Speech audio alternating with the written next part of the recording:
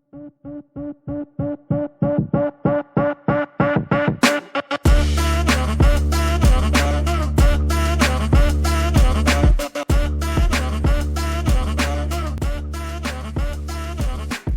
going on, everyone? Welcome to another episode of Packers Rookie Preview. I am your host, Tyler Brook.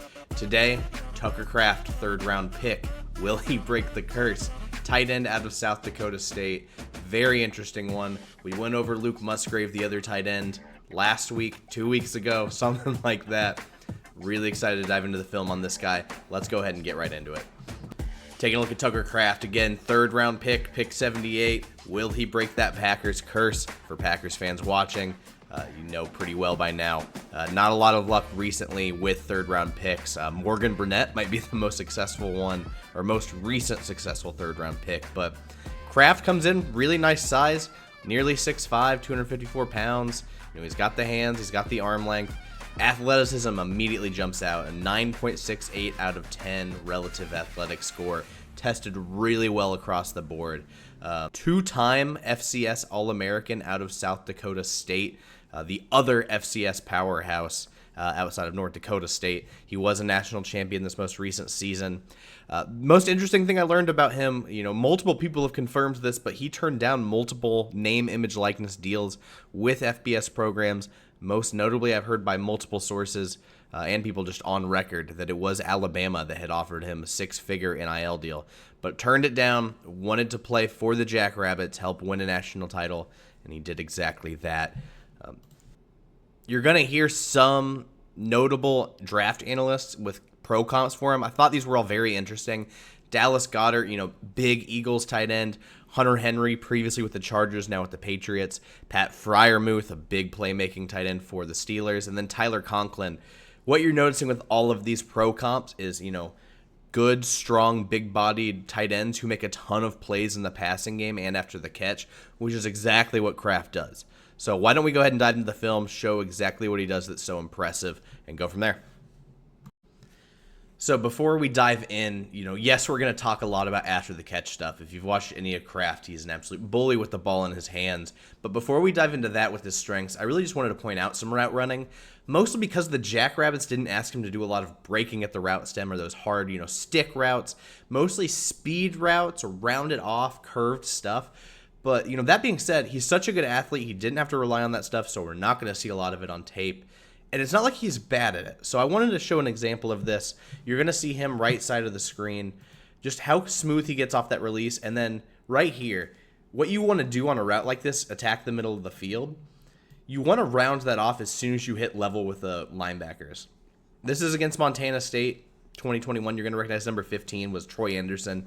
He was that prospect that played a lot of different positions at Montana State. But that's besides the point. Again, nice quick release here. Starts rounding it off as soon as he hits the same level with the linebackers. It allows him to get open. If you watched the interview last week with Dusty Evely, I guess that was earlier this week, you know we talked a little bit about how the Packers are going to do a lot more in the middle of the field next year with Jordan Love, because it's something Aaron Rodgers just didn't like to do. Routes like this are a real possibility with Kraft. Just very smooth, understands when he needs to start breaking that route inside, gives him tons of space to make this play. Another example of it here. Again, he's open. Another example of it here. He's open again. Look, nice smooth release. He's breaking it off, getting in the middle of the field. If the quarterback hits him in stride here, you know, he has the throwing window right there. But he looks away, throws it, gets another completion, so, you know, you'll take it. But another example, these are the kinds of routes Kraft can get early and often, where middle of the field, he's going to have space, and we'll see here in a second, once he has the ball in space, you know, it's going to be a real problem. We're going to see here he's the third receiver, you know, the number 3 receiver, which means, you know, you got the 1 on the sideline, 2 in between, 3 closest to the left tackle. You're going to see him here. Really interesting concept. They ran a couple of these screens for him to get him out in space. Nice little jab step here. Then he gets the ball. Good concentration. This is a drill we focus on with our wide receivers at the high school level, is like concentration catches. There's going to be a lot of mud, a lot of like stuff distracting your eyes. Can you haul in that catch? So it's nice to see you can do that with so many bodies around. And then just after the catch, we're going to see it here on this angle. Again, nice money catch. Guys, nice little stiff arm there. It's subtle, right? But, I mean, right there. That's all the space he needs to, cleanly break away. Another little swipe, and then he's off for the races. So they designed ways to get him the ball because he's so dangerous after the catch. So, again, nice little screen concept. And then stiff arm. You got nothing. He's just so much bigger, more athletic than everybody else. Easy play design. Let's get into the after the catch stuff. Contact balance, play strength. It's hard for guys to bring him down. And this might have been my favorite play I've watched of all of the Tucker Kraft I've watched. So let's just get into it.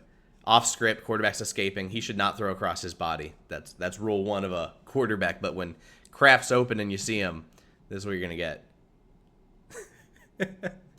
Hold on. Oh my gosh.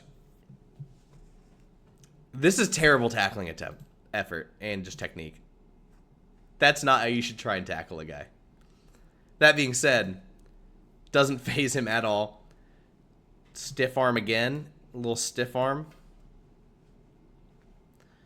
And just, guys can't bring him down. I know it's the FCS level, but it takes a lot to bring this guy down. Here we go. Going against North Dakota, not North Dakota State, but another play here. Gets a catch on a broken play. Little subtle moves. Again, not great tackling effort, but it's just him after the catch. It takes bodies to bring him down, and he just kind of wills himself into the end zone there. Very fun after the catch. Another play here. There's a little slice concept. You're going to see him start on the right side. He's going to cross the formation, and it's just going to be hard for him to bring down. Slice, PA rollout, just get him the ball in space. Love this here. Guy, he has one guy unblocked. He's got two blockers for him. He does a great job, I've noticed, in space, utilizing his blockers to pick up extra yards. He played running back in high school, so that explains why he's so comfortable after the catch. But again, just sidesteps, knows where his blockers are, breaks a couple tackles, gets a couple extra yards. It's a lot different than when we broke down Musgrave a few episodes ago, where Musgrave has all this speed and can create separation on routes. He just didn't have the contact balance because he's so tall. Kraft is the opposite of that. He's very much a weapon after the catch. So we're going to see it again. Just a little underneath route. Gets the ball. Ankle tackle, nothing. He keeps going. Gets close to the sticks. Another nice effort play. Really like to see that. Here we go. You're going to see, again, they wanted to get the ball in his hands, and as a former running back, they weren't even afraid to just give him rushing attempts. So he goes in motion here, and they just straight hand it off on a sweep, knows where his blockers are, sets them up nicely, breaks an ankle attack, and then he just finishes through, lowers his shoulder, picks up some extra yards. It's a really nice run. I don't expect the Packers to use him like a traditional, runner on something like this, but he has the capacity to do it because he's just so comfortable with the ball in his hands. So very exciting to see. Now here is where I actually think the Packers might utilize him. I saw this twice on film in 3 games with South Dakota State. The Philadelphia Eagles have a big-bodied quarterback like Jalen Hurts, and they would run these overpowered quarterback sneaks. What if the Packers just use their tight end? You're going to see it right here. Pretends to go in motion. Quick little snap. Can you get an A.J. Dillon behind him and just push the pile? He's 6'5", 250. Here we go again. They were legitimately able to move the sticks like this, and it threw people off. You're not expecting a big-bodied tight end to make these plays or run a QB sneak. I think the Packers could use something like that. I don't know how much they trust Love as a QB sneak. I've not seen him do it, and I'm just speculating here, but if they want to be safer with it and not get their potential next franchise quarterback hurt, allow him to stay healthy, I'd be very interested in seeing something like this with Tucker Kraft. So, lot there. Obviously, as you noticed, we talked a lot about after the catch, things like that.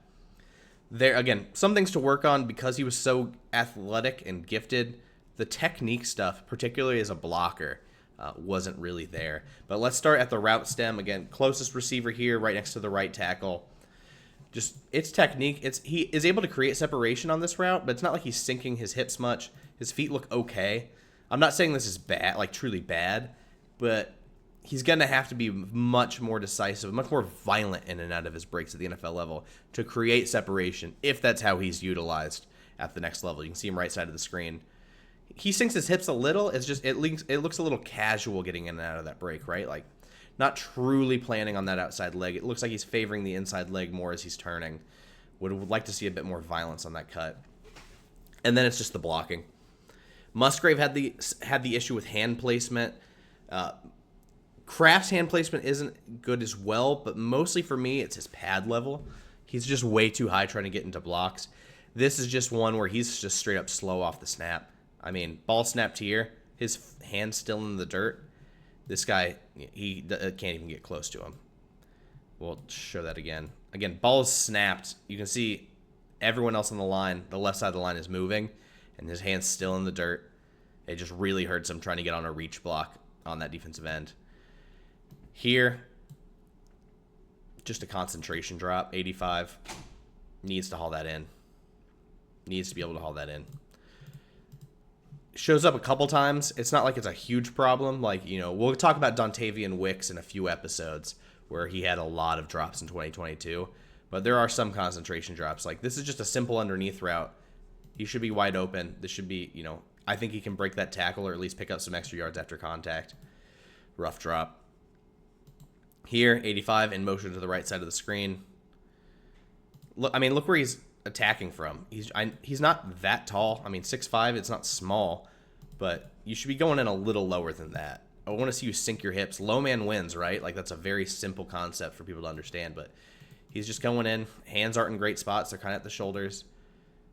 You know, he just can't really get a clean block there. Left side of the screen this time.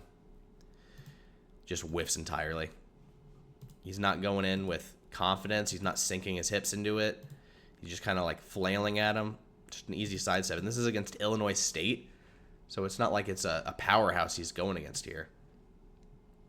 Just big reason for that tackle. Could have been a bigger play. Right side of the screen this time.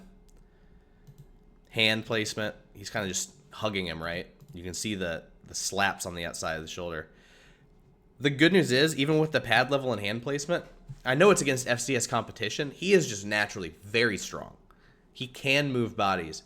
So what makes me excited about this, I'm not saying like it's the end of the world that he has high pad level. With his athleticism and strength, when he works on pad level and hand placement, he's going to be a mauler in the trenches. Like, he has the physical capacity to do so. It's more of just can you work on that technique and brush it up? I feel much more confident in his natural athleticism to make him a blocker compared to Musgrave. Here we go, left side of the screen, 2-point stance. See, you can see what I'm talking about. He just kind of naturally just moves this guy. He's keeping his legs moving. The pad level's not great. The hand placement's bad, but he just gets him out of the way. So that natural play strength is there. Here we go again, second level. At least he can stick to blocks at the second level. Like, he has the movement skills, and he at least washes this guy away to open the rushing lane for his quarterback and pulling blocker. And then here, this is where I actually think he's going to be a legitimate asset as a blocker. He's on the left side of the screen. They're just setting up a quick little bubble, and he just sticks to this guy in space just enough. That's a good block. And that's where I think he can be effective. Even if the technique and pad level isn't there, going against DBs, he can be this blocker for screens in space because he's comfortable sticking to guys in space, which is hard for a lot of blockers. Some blockers can be great, have great technique and pad level, but when it comes to, you know, being a puller or going to the second level or even to the boundary, like, they can just struggle engaging with guys. And that doesn't seem to be Kraft's problem at all. So that's promising, because if you can do this and just give your receiver just an inch of space, this is where he can make a big play. So that's a great block there. Obviously, some stuff to work on. I don't blame him at all. Like, when you're playing at the FCS level and you're just that gifted of an athlete, you can get away with a lot of the small things. So he just naturally has the athleticism. I think the technique's going to come with him. We talked a little about this on the Musgrave episode. I do really expect Musgrave to kind of be the seam, deep shot, kind of tight ends in the middle of the field, where Kraft's going to be the guy where it's like, just get him the ball underneath. He has the abilities after the catch to be a legitimate weapon and pick up extra yards. So I think he's going to be the gimme throw guy or the safety outlet for Jordan Love. So very excited to see these two tight ends at the Green Bay Packers level. Next week, we've got a couple ones. We've got Corey Wooden, and then we have Sean Clifford. I'm going to be honest. I'm on the fence about Clifford. I'm going to need some fan comments to see if that's something we need to do.